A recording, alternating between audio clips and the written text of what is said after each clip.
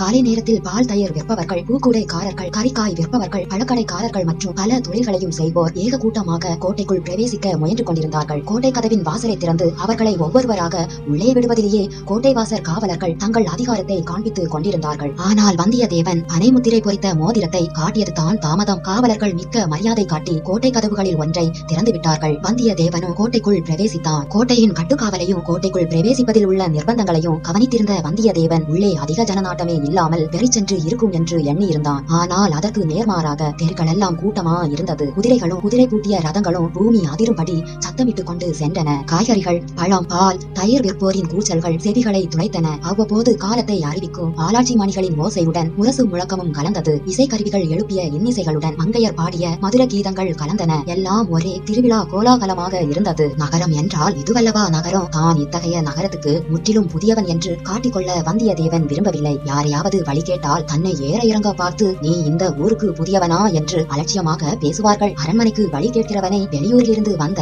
பட்டிக்காட்டான் என்று கூட நினைத்து விடுவார்கள். ஆகையால் யாரையும் வழி கேட்காமலேயே சக்கரவர்த்தியின் அரண்மனையை கண்டுபிடித்து போய்விட வேண்டும். அது அப்படி ஒன்றும் முடியாத காரியமில்லை. எந்த பக்கம் நோக்கினாலும் புலி கொடிகளும் பனை கொடிகளுமே அதிகமாக காணப்பட்டன. மற்ற எல்லா கொடிகளையும் தாழ்த்தி கொண்டு மேகமண்டலத்தை அளாவி கம்பீரமாக ஒரு பெரிய புலி கொடி பறந்தது. அதுவே சக்கரவர்த்தி தங்கும் அரண்மனையாக இருக்க வேண்டும் என்று வல்லவரையன் யூகித்துக் கொண்டு அந்த கொடி பறந்த திசையை நோக்கி தான் மேலே செய்ய வேண்டிய காரியத்தை பற்றி சிந்தித்துக் கொண்டு நடந்தான். சக்கரவர்த்தியை நேரில் சந்தித்து ஓலையை கொடுப்பது முதற் காரியம். அதோடு ஆதித்த கரிகாலர் நேரில் வாய்மொழியாக தெரிவிக்க சொன்னதையும் சொல்ல வேண்டும். சின்ன பழுவேட்டரையரின் அனுமதியின்றி சக்கரவர்த்தியை பார்க்க முடியாது. அவருடைய அனுமதியை எப்படி பெறுவது? வந்தியத்தேவனுடைய மூளையில் ஒரு யோசனை உதயமாகிவிட்டது. அந்த கணமே அவன் முகத்தில் கவலை குறி மறைந்தது. குறும்பு புன்னகையும் குதூகல மலர்ச்சியும் தோன்றின. சக்கரவர்த்தியின் அரண்மனையை அணுகுவதற்கு அவன் அதிகமாக அலைந்து திரிய வேண்டியிருக்கவில்லை. பெரிய புலி கொடியை பார்த்து கொண்டே போனார். விரைவிலேயே அரண்மனை முகப்பை அடைந்து விட்டார். அரண்மனையை அடைவதற்கு பல பாதைகள் நாலா திசைகளிலிருந்தும் வந்தன. ஒவ்வொரு பாதை முடிவிலும் 2 குதிரை வீரர்களும் சில காலாட் வீரர்களும் நின்றார்கள். அவர்களின் அருகே நெருங்கி வராமலே அந்த வீதிகளில் நடமாடிய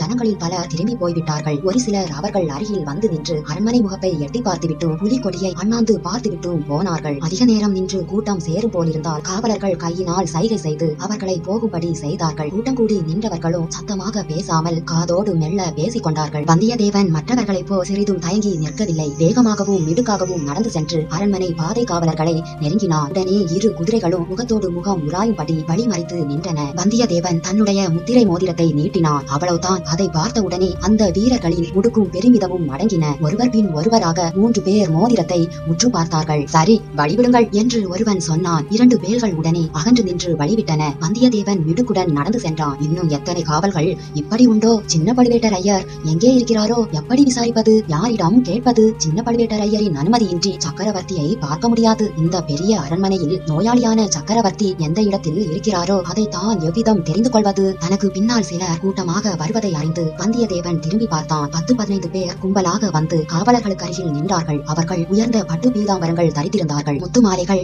காதில் குண்டலங்கள் அணிந்திருந்தார்கள். சிலர் நெற்றியில் திருநீரும் மற்றவர்கள் சந்தனம், குங்குமம், ஜவ்வாது பொட்டும் இட்டிருந்தார்கள். இவர்களை பார்த்தால் புலவர்களை போல் அல்லவா இருக்கிறது? ஆம், புலவர்களின் கூட்டம்தான் என்று மறுகணமே தெரிந்துவிட்டது. காவலர்களில் ஒருவன், கவிராயர்கள் வந்திருக்கிறார்கள், வழிவிடுங்கள். சின்ன பழுவேட்டரையர் ஆஸ்தான மண்டபத்தில் இருக்கிறார், அவரிடம் கொண்டு போய்விடு என்றான். புலவர்களே, ஏதாவது பரிசு கிடைத்தால் போகும்போது இந்த வழியாகவே திரும்பி செல்லுங்கள். பரிசு கிடைக்காவிட்டால் வேறு வழியாக போய்விடுங்கள் என்று மேலும் அவன் சொன்னதை கேட்டு மற்றவர்கள் சிரித்தார்கள். சற்று நின்று கேட்டுக் கொண்டிருந்த வந்தியத்தேவன் பழம் நழுவி பாலில் விழுந்தது என்று எண்ணிக்கொண்டான். இந்த புலவர்களுடனே போனால் சின்ன பழுவேட்டரையர் இருக்குமிடம் போய் சேரலாம். யாரையும் வழி விசாரிக்க வேண்டியதில்லை. பிறகு நமது சாமர்த்தியம் இருக்கிறது, அதிர்ஷ்டமும் இருக்கிறது. இவ்வாறு எண்ணியபடியே புலவர் கூட்டத்துடன் சென்றான். ஆஸ்தான மண்டபத்தில் புலவர்களுக்கு முன்னதாகவே வந்தியத்தேவன் பிரவேசித்தான். அங்கே ஓர் உயர்ந்த சிம்மாசனத்தில் கம்பீரமாக வீற்றிருப்பவர் தான் சின்ன பழுவேட்டரையரா இருக்க வேண்டும் என்று ஊகித்துக் கொண்டான். அவரை சுற்றிலும் பலர் கை கட்டி வாய்ப்புதைத்து நின்றார்கள். அன்று வந்த ஓலைகள் பலவற்றை வைத்துக் கொண்டு ஒருவர் நின்றார். கணக்காயர் கணக்கு சொல்வதற்கு காத்திருந்தார். காவல்படை தலைவர்கள்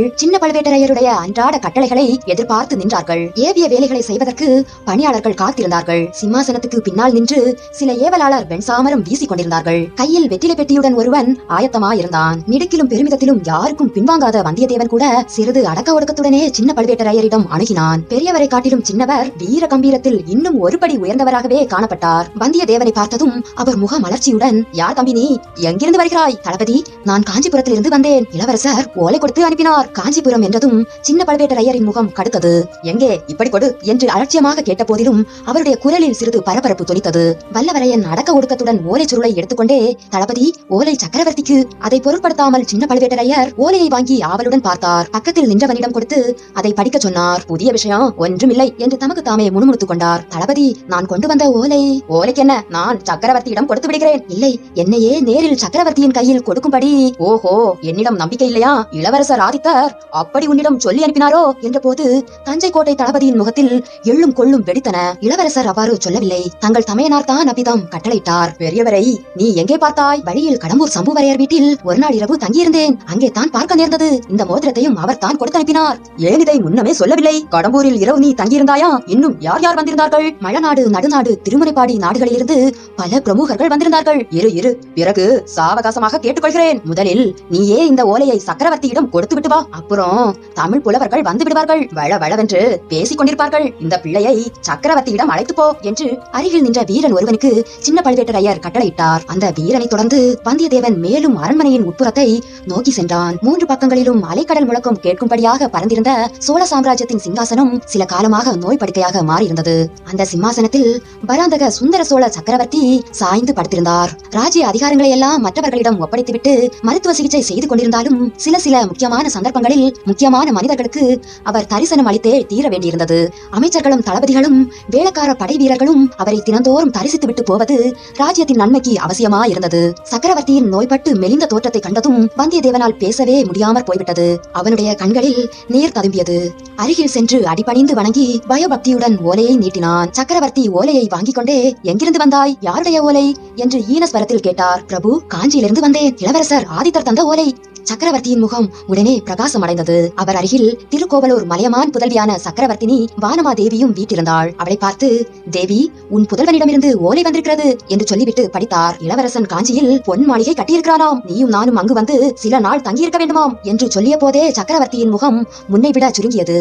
தேவி, உன் புதல்வன் செய்கையை பார்த்தாயா? என் பாட்டனார் உலகமெல்லாம் புகழ்பெற்ற பராந்தக சக்கரவர்த்தி அரண்மனையில் சேர்ந்திருந்த தங்கத்தையெல்லாம் அழித்து தில்லை அம்பலத்துக்கு பொன்கூரை வேய்ந்து பொன்னம்பலம் ஆக்கினார். நம்முடைய குலத்தில் தோன்றிய பெரியவர்கள் யாரும் தாங்கள் வசிக்கும் அரண்மனையை பொன்னால் கட்டியதில்லை. ஆனால் ஆதித்த கரிகாலன் இவ்வாறு செய்திருக்கிறான். இந்த தெய்வ குற்றத்துக்கு என்ன பரிகாரம் செய்வது?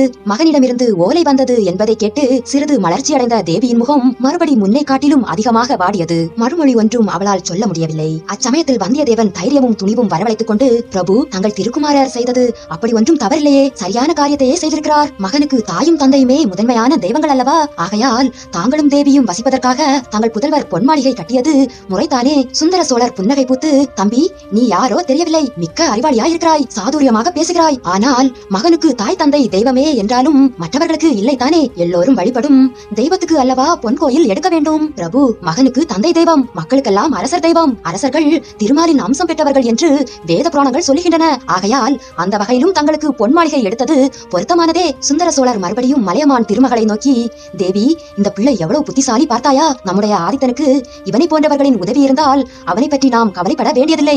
அவனுடைய அஜாக்கிரதை சுபாவத்தை பற்றியும் கவலைப்பட வேண்டியதில்லை. பிறகு வந்தியத்தேவனை பார்த்து, தம்பி, பொன் மாளிகை கட்டியது சிறப்பானாலும் சிறப்பு இல்லாவிட்டாலும் நான் காஞ்சிக்கு வருவது சாத்தியமில்லை. நீதான் பார்க்கிறாயே, எப்போதும் படுத்த படுக்கையாக இருந்து வருகிறேன். நெடுந்தூர பிரயாணத்தை மேற்கொள்ளுதல் இயலாத காரியம். ஆதித்தன் தான் என்னை பார்ப்பதற்கு இங்கே வந்தாக வேண்டும். அவனை காண்பதற்கு எங்களுக்கும் ஆசையாகத்தான் இருக்கிறது. நாளைக்கு மீண்டும் வா, மறு ஓலை எழுதி வைக்கும்படி சொல்கிறேன். இச்சமயத்தில் கூட்டமாக பலர் தரிசன மண்டபத்தை நெருங்கி வருவதை வந்தியத்தேவன் அறிந்தான். அந்த புலவர் கூட்டம் வருகிறது. அவர்களுடன் ஒருவேளை சின்ன பழுவேட்டரையரும் வருவார். அப்புறம் தான் சொல்ல வேண்டியதை சொல்ல முடியாமலே போய்விடலாம். 4 வார்த்தையில் சுருக்கமாக இப்போதே சொல்லிவிட வேண்டியதுதான். இவ்விதம் சில வினாடி பொழுதில் சிந்தித்து முடிவு செய்து, சக்கரவர்த்தி, தயவு செய்யுங்கள், கருணை கூர்ந்து என் விண்ணப்பத்தை கேளுங்கள். தாங்கள் அவசியம் இந்த தஞ்சையிலிருந்து கிளம்பிவிட வேண்டும். இங்கே தங்களை அபாயம் சூழ்ந்திருக்கிறது. அபாயம், அபாயம். அவன் இவ்விதம் சொல்லிக் கொண்டிருக்கும் போதே சின்ன பழுவேட்டரையர் தரிசன மண்டபத்துக்குள் பிரவேசித்தார். அவரை தொடர்ந்து புலவர்களும் வந்தார்கள். வந்தியத்தேவன் கடைசியாக கூறிய வார்த்தைகள் கோட்டை தளபதியின் காதில் விழுந்தன. அவருடைய முகத்தில் கோப கனல் சுடர்விட்டது.